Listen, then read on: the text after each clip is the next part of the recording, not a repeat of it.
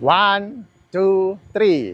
Assalamualaikum warahmatullahi wabarakatuh. Telah sampai kepada saya sebuah video di mana Ustaz Nik Bakri membuat react kehadap video-video react, ya. Jadi beliau sendiri, walaupun beliau tidak akui, tetapi beliau sendiri secara tidak langsung sedang membuat react ke atas video-video react. Namun react beliau sangatlah tak apa. Para penonton tonton dulu, kemudian saya berikan ulasan dan react. Kita kena pertahankan sesama kita biar kita sama-sama masuk syurga. Tapi yang menjadi masalah sekarang ni ada ustaz-ustaz yang tak bertanggungjawab menghumban orang Islam dalam neraka. Ustaz. Saya sebut begini tuan-tuan.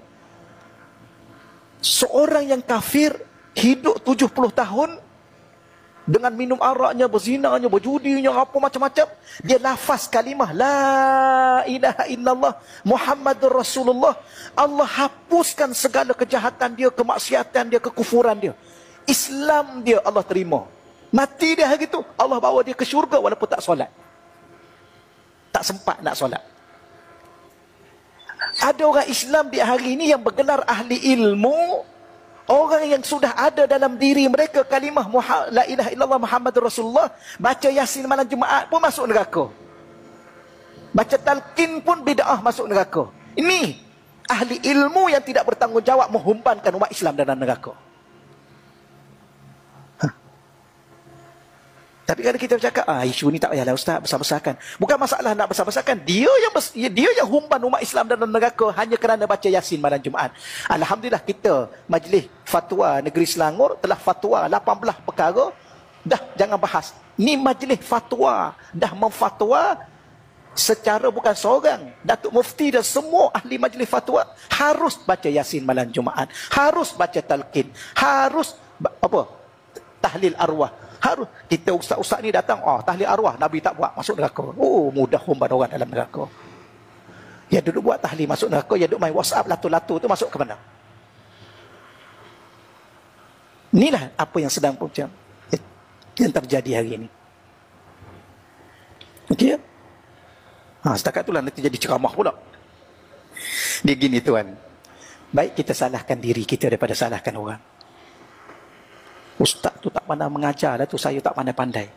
Padahal dia memang dia yang lambat pandai. Ustaz tu tak ikhlas tu mengajar tu sebab tu tak sampai di hati. Sedap orang ni memang dia cakap sedap. Ustaz tu saya rasa ustaz tu tak ikhlas. Sebab tu tak sampai di hati saya. Padahal hati dia yang tak ikhlas. Ya. Datang ni pun sebab teman isteri je. Sudah. Tuan jangan terasa ya. Jangan terasa. Saja saya bawa contoh. Dia nak contoh lain. Dia memang dah betul contoh tu. Jadi maksud saya ialah salahkan diri kita sendiri. Jangan nampak orang tu salah, orang ni salah, orang tu salah, orang ni salah. Habis kita bila salah? Atau kita semua betul? Ni ada juga ni. Ni tengok ni live ni. Ada ni. Duk tunggu. Kemudian dia pun buat video kan. Dia sebar. Ustaz ni salah, Tok Guru ni salah, Syekh ni salah, Habib ni salah, Mufti Mesir pun salah, Doktor-doktor Azhar salah, ulama-ulama di Yaman salah, dia seorang betul. Namun banyak. Tuan-tuan, saya ingatkan pada tuan-tuan, tolong pesan pada diri sendiri dan anak-anak, jangan belajar dengan orang ni. Jangan belajar. Semua orang salah, dia seorang betul. Maknanya semua orang masuk neraka, dia seorang masuk syurga. Nabi Muhammad menangis. Sayyidina Umar menangis. Kalau boleh semua orang masuk syurga, dia seorang masuk neraka. Tiba-tiba dia ni pula semua orang masuk neraka. Tok Guru masuk neraka, alim ulama masuk neraka, Habib masuk neraka, Syekh ni masuk neraka, dia seorang masuk syurga. Sebab apa? Sebab dia seorang betul. Dia telah tertipu dengan diri dia. Sebab tu kalau tolong belajar ilmu tasawuf. Ilmu tasawuf ni ialah tengok diri kita. Banyaknya dosa kita, banyaknya silap kita, banyaknya kesalahan kita, banyaknya kealpaan kita. Ya Allah, maafkanlah kami, ya Allah. Dan dia mohon ampun untuk seluruh umat Islam. Kan dia ajar begitu. Rabbighfirli, ya Allah, ampunkan aku, ya Allah. Wali daya, ampunkan ibu bapa aku, ya Allah. Wali jami'il muslimin wal muslimat, ya Allah, ampunkan seluruh orang Islam yang lelaki, orang Islam yang perempuan, orang mukmin yang lelaki, orang mukmin yang perempuan. Jami' semua, ya Allah, yang masih hidup atau yang telah meninggal dunia. Apa tu doa tu? Mengajar tanggungjawab diri kita, selamatkan diri, selamatkan ibu bapa, selamatkan seluruh orang Islam. Ni duk humban orang Islam dalam neraka. Ni sesat, ni kafir, ni bid'ah, ni syirik, ni habis semua weh. Dia seorang aja bertauhid pada Allah. Ni bid'ah. Dia seorang saja amal sunnah. Kan? Dia seorang sunnah. Orang ni semua bid'ah.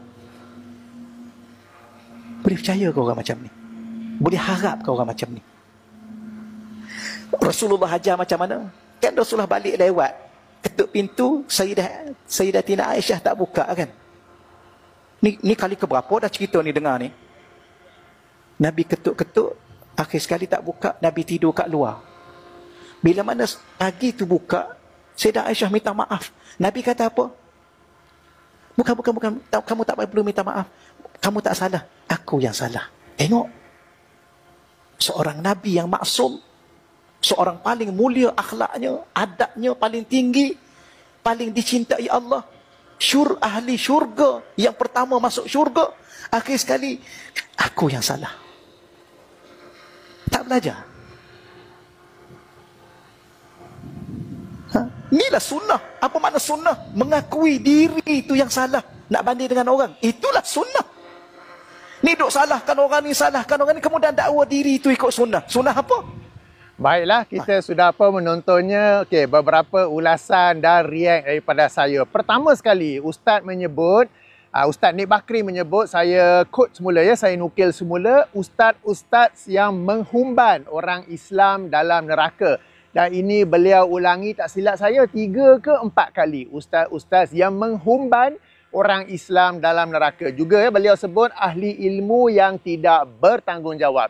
Maka Ustaz nak react kepada ustaz-ustaz ni. Okey, Ustaz Nik Bakri nak react kepada ustaz-ustaz yang menghumban umat Islam ke dalam neraka. Saya nak minta terlebih dahulu Ustaz memberi contoh. Bukanlah contoh. Ustaz memberi bukti siapakah ustaz tersebut dan video atau tulisan mereka. Dan memandangkan Ustaz sebut secara plural, jamak, maka kalau ni kita kata paling kurang 7. Saya nak paling kurang 7 nama berserta bukti yang jelas bahawa ustaz-ustaz tersebut dengan nama penuhnya itu telah pun menghumban umat Islam ke dalam neraka. Kalau tidak, kalau ustaz tidak mengemukakannya, saya bimbang ustaz termasuk dalam kategori orang yang berdusta. Para penonton yang dirahmati Allah sekalian, bezakan ya bahawa kita ahli sunnah wal jamaah berdasarkan manhaj salafus soleh, kita tidak menerakakan orang. Kita tidak menghumban orang ke dalam neraka. Kenapa? Mudah saja, sebab syurga atau neraka itu adalah hak mutlak. Itu adalah keputusan mutlak Allah Subhanahu Wa Taala, bukan kita manusia. Kita manusia menegur seseorang itu apabila dia membuat salah. Kalau dia buat bid'ah, kita tegur itu bid'ah. Kalau dia buat perkara minum arak, kita tegur minum arak. Kalau dia berzina, kita tegur dia zina. Kalau dia rasuah, kita tegur dia rasuah. Tetapi kita tidak menerakakan orang tersebut. Kalau dalam dalil ada menyebut ancaman, maka kita memperingatkan dia, jangan buat bid'ah sebab bid'ah ini diancam dengan neraka. Pun begitu, kita tidak kata kamu ni pasti masuk neraka ataupun kami ini menghumban kamu ke dalam neraka. Kenapa? Sebab syurga atau neraka itu adalah urusan Allah Subhanahu Wa Taala. Itu yang pertama. Yang kedua, semua orang ada berbuat salah, baik buat salah bid'ah ke, perkara lain ke, dan semua orang ada kemungkinan satu hari kelak dia akan bertaubat. Saya sendiri alhamdulillah lama dulu saya pun buat juga benda-benda yang saya kata sekarang ini bid'ah. Sebagai contoh, sekarang ini bulan Ramadan kan. Sebagai contoh, selawat antara tarawih. Itu adalah satu bid'ah yang sejelas-jelasnya bid'ah. Okey, tapi satu masa dulu zaman muda-muda saya pun membacanya. Bahkan saya teringat ya, kalau nak masuk bulan Ramadan, dulu internet apa tak ada. Kita guna buku. Saya akan buka buku, ulang kaji balik bacaan-bacaan. Buku itu pun saya bawa pergi masjid. Kalau lah saya dapat mikrofon nak baca, jadi saya tahu apa yang akan dibacakan. Saya pun mengamalkannya dulu. Okey. Kalau menyangkut tentang puasa dan Ramadan, satu masa dulu pun saya juga mengamalkan waktu imsak. 10 minit sebelum azan, saya berhenti makan dan minum. Waktu imsak ni adalah bid'ah dari sudut hukum. Tuan-tuan dan puan-puan, bid'ah ini ada dari sudut akidah, ada dari aspek akidah, ada dari aspek ibadah, ada dari aspek hukum dan ada juga dari aspek fiqh hati ataupun tazkiyatun nafs. Maka selawat antara tarawih yang telah ditetapkan bacaannya dan kaifiatnya sebagaimana yang diamalkan di Malaysia, itu ialah bid'ah dari aspek ibadah. Menetapkan adanya waktu imsak, itu adalah bid'ah dari aspek hukum. Sebab meletakkan satu hukum yang baru yang tidak berdasarkan daripada Al-Quran maupun As-Sunnah. Baru-baru ni saya pun ada membuat video membela Ustaz Khalid Basalamah dalam isu makan minum ketika azan dan juga waktu imsak. Boleh lihat dalil-dalil tentang tiadanya waktu imsak dalam video tersebut. Jadi saya sendiri satu masa lalu pun pernah melakukan bid'ah. Dan saya yakin para penonton yang dirahmati Allah pun mungkin satu masa dulu ada melakukan bid'ah. Tetapi Alhamdulillah, Allah memberi hidayah kepada kita. Allah memberi kita kerajinan untuk terus mengkaji dan mengkaji. Dan kita dapat tahu perkara-perkara itu adalah bid'ah, maka kita pun meninggalkannya. Demikian juga dengan orang-orang lain yang membuat bid'ah, tetap ada kemungkinan untuk mereka bertaubat. Maka kita tak boleh kata kamu ni pasti masuk neraka. Sebabnya, yang pertama, syurga atau neraka adalah hak Allah. Dan nombor dua, ada saja kemungkinan untuk orang itu bertaubat. Maka kita, ahli sunnah wal jamaah, berdasarkan manhaj salafus soleh, memang tidak menerakakan orang. Kita akan tegur kesalahan orang itu. Kalau dalil itu sebut neraka, kita kan kata hati-hati perkara ini diancam dengan neraka. Namun kita tidak menerakakan orang. Kita tidak menghumban orang ke dalam neraka. Dalam hal ini, saya teringat sebuah hadis yang dikeluarkan oleh Imam Abu Daud dalam sunannya. Hadis nombor 4901, sebagaimana tangkap layar yang saya kongsi. Hadis ini dinilai sahih oleh Syekh Al-Albani, dinilai hasan oleh Syekh Shu'aib Al-Arnaud. Hadis yang panjang, saya ringkaskan saja ya. Ia daripada Abu Hurairah radhiyallahu anhu, bahawa Rasulullah SAW menerangkan pada satu masa lalu di kalangan Bani Israel, ada dua orang. Seorang tu lazim berbuat dosa, seorang lagi tu bersungguh-sungguh beribadah. Mujahadah dalam beribadah. Maka orang yang membuat ibadah ni lazim menegur orang yang membuat dosa itu. Okey? Dan orang yang buat dosa itu terus buat dosa sehingga satu hari orang yang bersungguh-sungguh dalam beribadah tu dia macam give up ke apa, lalu dia terus kata, kamu ni tidak akan diampunkan oleh Allah Subhanahu Wa Taala atau kamu ini tidak akan masuk syurga. Okey, tak akan masuk syurga. Okey. Kemudiannya Allah pun mengambil nyawa kedua-duanya itu dan kedua-duanya pun dihadapkan ke hadapan Allah Subhanahu Wa Taala. Lalu Allah bertanya kepada orang yang bersungguh-sungguh ibadah tu, apakah engkau tahu tentang aku? Atau apakah engkau tahu tentang apa yang ada di tanganku? Okey, maka orang yang membuat dosa banyak tu dia dimasukkan ke dalam syurga kerana rahmat Allah, sementara orang yang bersungguh-sungguh ibadah dia dimasukkan ke dalam neraka. Kenapa dia masuk dalam neraka? Dia mengambil alih peranan Allah dengan mengata Allah tidak akan mengampunkan kamu. Allah tidak akan masukkan kamu ke dalam syurga. Itu satu kesalahan yang besar yang menyebabkan semua amal ibadahnya itu terbatal ataupun sia-sia dan dia dimasukkan ke dalam neraka. Okay, dan di akhir hadis tu Abu Hurairah berkata, demi nyawaku yang berada di tangannya, sungguh orang itu telah berkata-kata sesuatu yang amat berat ataupun amat dahsyat ya. Jadi itu secara ringkas hadis daripada Sunan Abu Daud. Maka berdasarkan hadis ini kita tidak menerakakan. Kita tidak menerakakan sesiapa. Kita menegur orang itu berbuat salah. Kita menegur orang yang membuat silap. Namun kita tidak menerakakannya.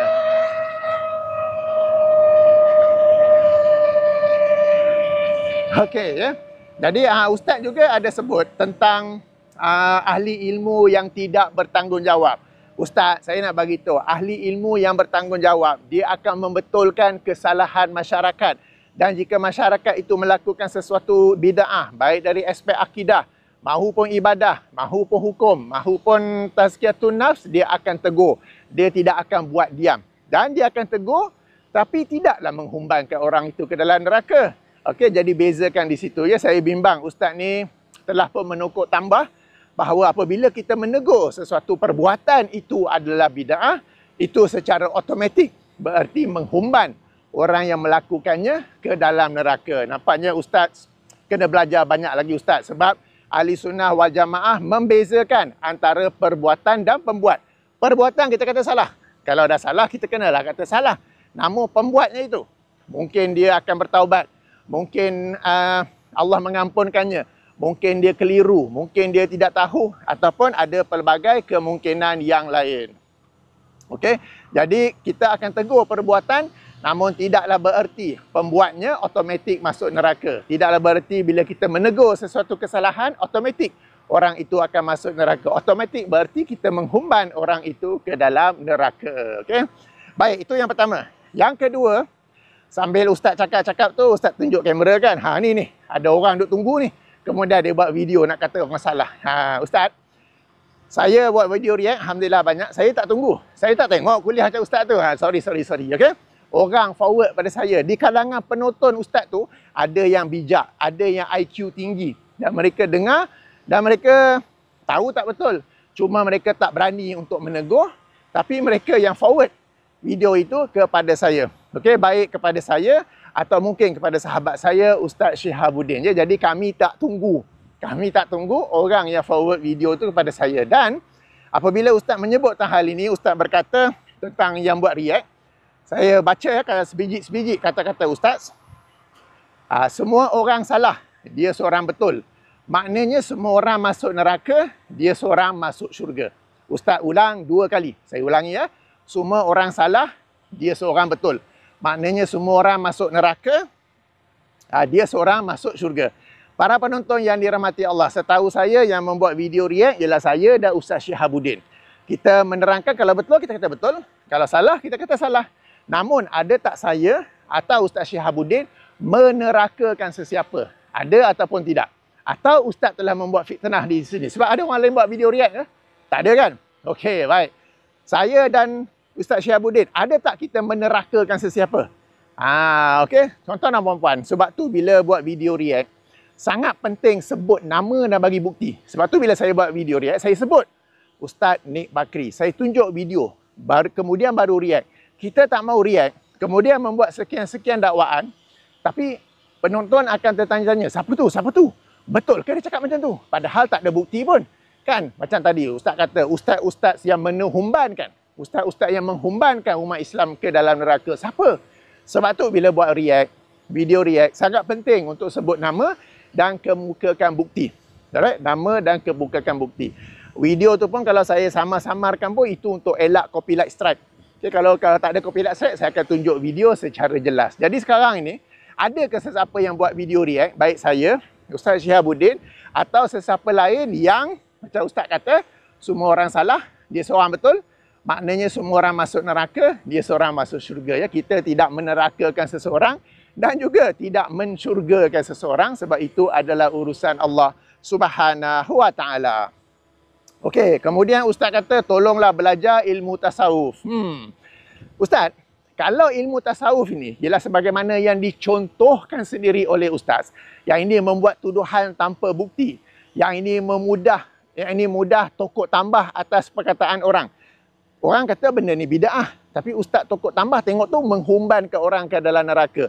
Jika ilmu tasawuf ini is putting words into other people's mouth, meletakkan perkataan dalam mulut orang lain padahal orang lain tak sebut pun. Jika itu yang dimaksudkan dengan ilmu tasawuf, kemudian apa lagi? Menuduh semua orang salah, dia seorang betul. Maknanya semua masuk neraka, dia seorang masuk syurga.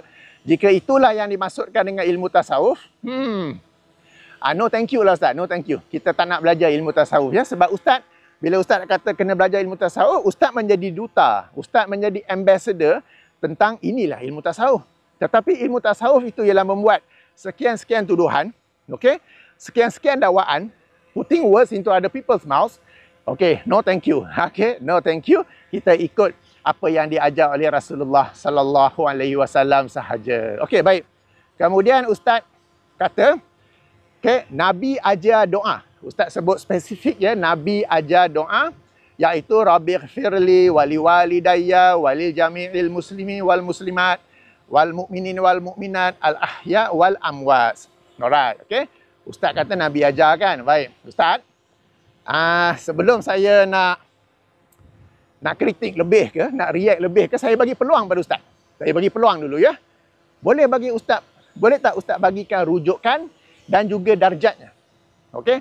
Sebab Ustaz kata Nabi ajar. Ustaz tak kata dalam sebuah riwayat dikatakan. Jadi dalam ilmu hadis, dalam disiplin ilmu hadis, apabila seseorang itu menyampaikan sesuatu hadis dengan cara yang pasti, ia merujuk kepada hadis yang sahih atau hasan.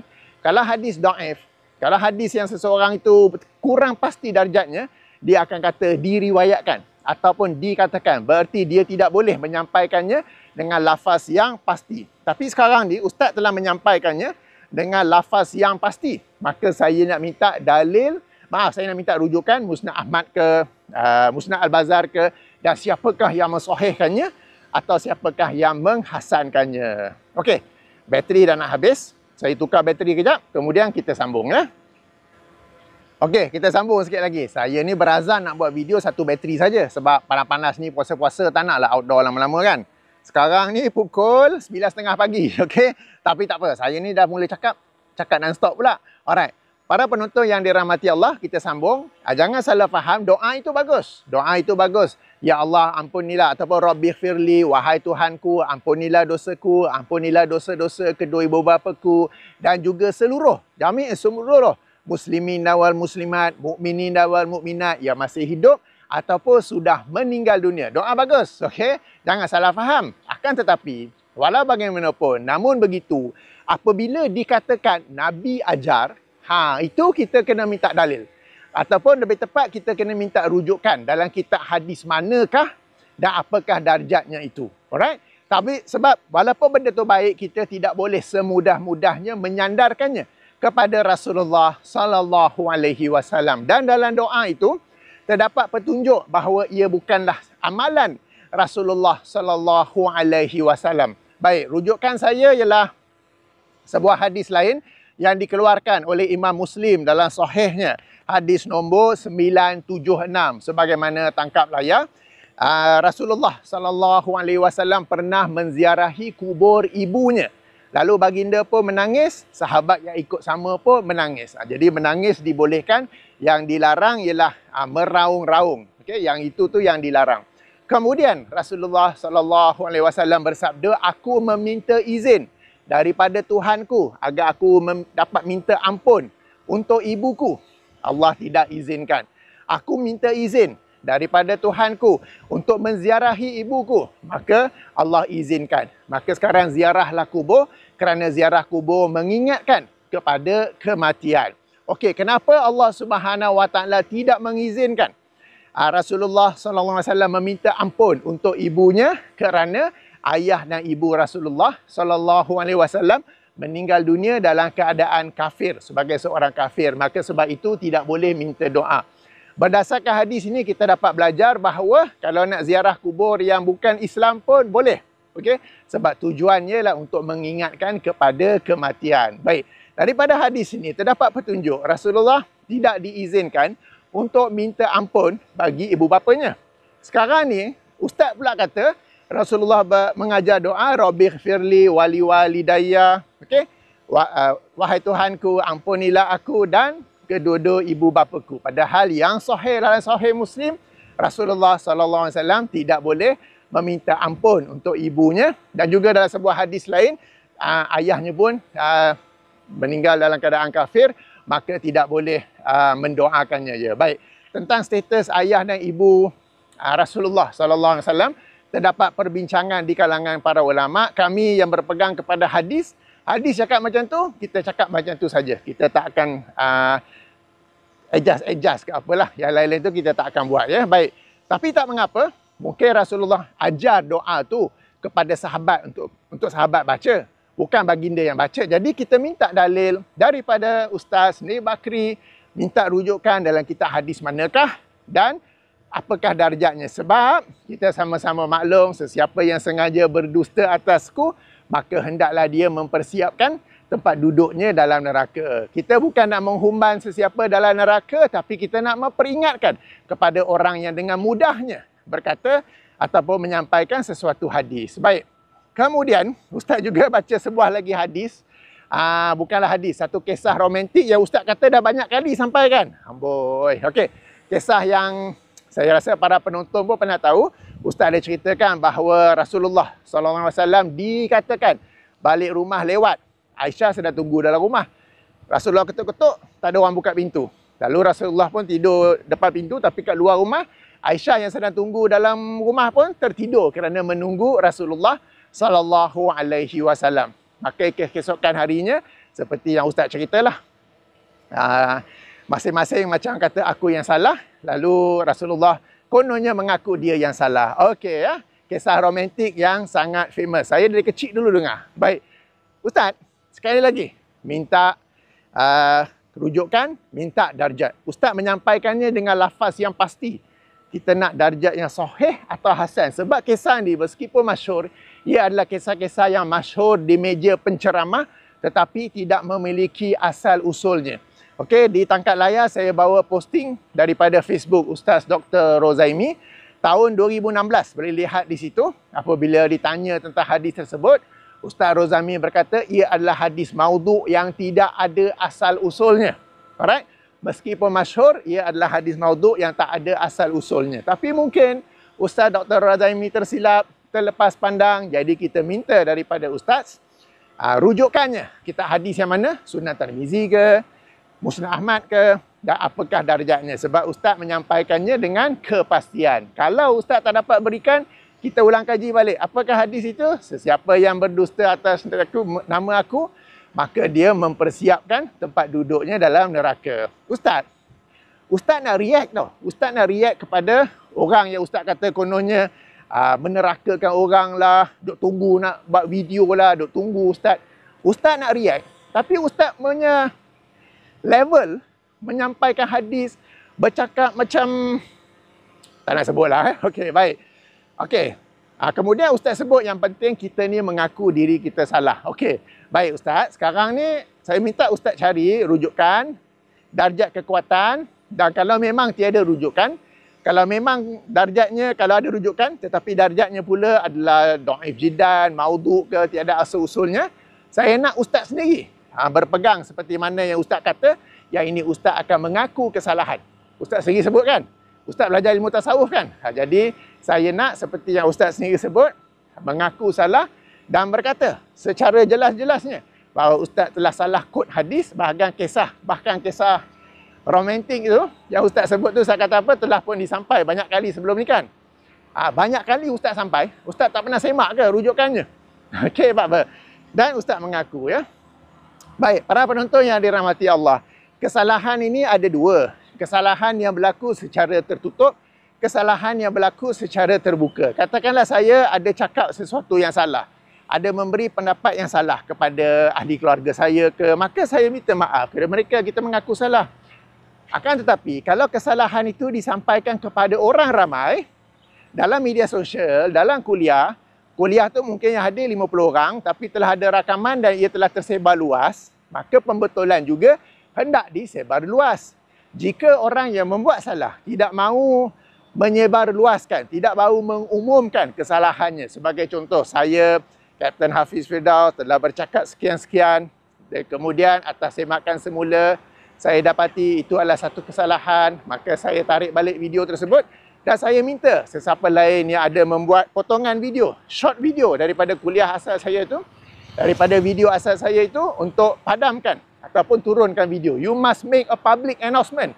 Kalau tak ada, maka orang seperti saya akan membuat pembetulan secara publik juga. Ini bukan masalah mengaku diri sendiri salah atau tidak. Ini ialah perbezaan. Kalau buat salah kepada orang tertentu, kita minta maaf kepada dia. Kalau buat salah kepada orang ramai, kita minta maaf dan nyatakan kesalahan itu kepada orang ramai. Kalau tak nak buat, maka saya atau Ustaz Syihabuddin yang akan melakukannya. Okey, baik. Yang terakhir Ustaz tanya, sunnah apa ni Ustaz kata kan? Okey. Baik. Ustaz, Ustaz lupa ke satu hadis yang masyhur diriwayatkan oleh Imam Muslim dalam sahihnya. Hadis nombor 49 sebagaimana tangkap layar, di mana Rasulullah sallallahu alaihi wasallam bersabda, maksudnya sesiapa yang melihat kemungkaran hendaklah dia menegah dengan tangannya. Jika tidak mampu, hendaklah dia menegah dengan lisannya. Jika tidak mampu, hendaklah dia membenci dengan hatinya, dan itulah selemah-lemah iman. Ini hadis Rasulullah. Maka orang-orang yang melarang kemungkaran, baik secara perbuatan atau lisan atau bencing hati, itu termasuk sunnah Rasulullah sallallahu alaihi wasallam. Dan berlaku satu salah faham di kalangan sebahagian agamawan ini, bila sebut kemungkarannya itu merujuk kepada arak, itu merujuk kepada judi, itu merujuk kepada rasuah, itu merujuk kepada zina, itu merujuk kepada derhaka ibu bapa. Tak, berbuat bid'ah adalah juga satu kemungkaran. Hadis yang sama saya baca tu, kalau kita baca daripada awal, ia merujuk kepada zaman Marwan, tak silap saya Marwan menjadi governor ke khalifah ke apa, yang menukar tertib antara solat dan khutbah pada hari raya. Okey, sedikit mukadimah ataupun sedikit ulang kaji. Untuk solat Jumaat, kita khutbah dulu baru solat. Untuk solat hari raya Aidilfitri, solat hari raya Aidil Adha, kita solat dulu baru khutbah kan. Dan khutbah itu sunat. Siapa tak nak dengar boleh balik. Baik. Marwan ditukar. Untuk solat hari raya pun, dia tukar dia punya tertibnya tu, khutbah dulu, baru solat. Seperti solat Jumaat. Maka berdiri seorang sahabat dan menegurnya. Okay, ini adalah bid'ah urusan agama. Bukan kes arak, bukan kes judi, bukan kes zina, bukan kes zina, tetapi bid'ah sebab menukar tertib dalam ibadah. Okay, dia nak buat seperti solat Jumaat. Khutbah dulu, baru solat. Lalu berdiri seorang menegur, tak boleh macam tu. Lalu Marwan, dia jawab seperti yang orang kita jawab, apa salahnya? Ini bahasa saya lah, apa salahnya? Ini benda baik, kalau tidak ramai orang yang balik, dia kata. Maka orang itu menegur. Abu Sa'id Al-Khudri, bila tengok orang itu tegur, dia kata sesungguhnya orang itu telah melakukan perkara yang benar. Kerana Rasulullah sallallahu alaihi wasallam bersabda, sesiapa yang melihat kemungkaran, hendaklah dia menegahnya dengan tangannya. Jika tidak mampu, hendaklah dia mencegah dengan lisannya. Jika tidak mampu, hendaklah dia membenci dengan hatinya. Dan itulah selemah-lemah iman. Jadi ini hadis secara penuh. Dan sahabat itu menegur satu bid'ah. Alright? Dan Abu Sa'id Al-Khudri, sahabat Rasulullah SAW, memuji lelaki itu bahawa dia telah melakukan perkara yang benar. Maka Ustaz membuat video react, membetulkan kemungkaran yang berlaku dalam ilmu agama. Seperti orang yang menyampaikan tafsiran Al-Quran yang salah. Orang yang menyampaikan hadis tidak mengikut disiplinnya. Orang yang menyampaikan hadis padahal itu bukan hadis. Berkata Rasulullah bersabda, padahal itu bukan hadis. Alright? Menyampaikan hadis dhaif tanpa memperhatikan syarat-syaratnya. Sebab para ulama apabila membolehkan penggunaan hadis dhaif, mereka telah letak banyak syarat. Tapi syarat-syarat ni kepada pencinta hadis dhaif hilang, lesap entah ke mana. Okey, orang yang macam-macam kesalahan agama lain, kesalahan agama yang lain, itu semua adalah kemungkaran dan kita perlu membetulkannya. Dan inilah sunnah Rasulullah sallallahu alaihi wasallam. Dan memandangkan kemungkaran ini berlaku dalam media sosial, maka nahi mungkar, mencegah kemungkaran itu juga berlaku di media sosial. Ustaz, macam mana ni Ustaz? Okey, baik. Jadi demikianlah ulasan saya. Ringkasnya Ustaz, kalau Ustaz nak react, nak respon balik, fikir 2-3 kali dulu. Jangan membuat satu react yang akhirnya boom, kena balik kepada Ustaz. Dan sangat simple untuk kita kenakan balik. Saya sambil buat drone, sambil main drone, boleh react kepada react Ustaz. Kan Ustaz nak react kepada ustaz-ustaz yang menerakakan, menghumban orang dalam neraka, kepada orang-orang yang membuat video react. Tapi Ustaz punya react, the quality is so low. Nilai ilmiahnya, nilai akademiknya sangat rendah. Dan banyak kena kepada Ustaz sendiri. Ustaz kata kita kena belajar ilmu tasawuf. Kalau ilmu tasawuf seperti yang Ustaz contohkan itu, baik tak payah belajar. Ustaz membuat tuduhan-tuduhan bahawa ustaz-ustaz menghumban ke orang dalam neraka. Yang membuat video react ni juga, semua orang salah, dia seorang betul. Semua orang masuk neraka, dia seorang masuk syurga. Sejak bila pula macam tu kan? Kemudian baca pula 2 hadis yang kita bagi chance lah tanya kan. Kita bagi chance, bagi peluang untuk tanya apakah rujukannya dan apakah darjatnya. Dan kemudian boleh pula bertanya apakah ini sunnah. Yes, ini sunnah. melarang kemungkaran, menegah kemungkaran, menjelaskan apa yang hak di atas batil. Itu sunnah Rasulullah sallallahu alaihi wasallam. Alright. Ada mengaku kesalahan kan? Okey. Memang kita aku salah, kalau salah mengakulah. Tapi kalau orang lain buat salah dan kesalahan itu tersebar luas, melibatkan urusan agama, apakah kita nak diam saja? Kan? Baiklah. Demikian ulasan saya. Saya akhiri dengan subhanakallahumma wa bihamdika asyhadu an la ilaha illa anta astaghfiruka wa atubu ilaika. Assalamualaikum warahmatullahi wabarakatuh.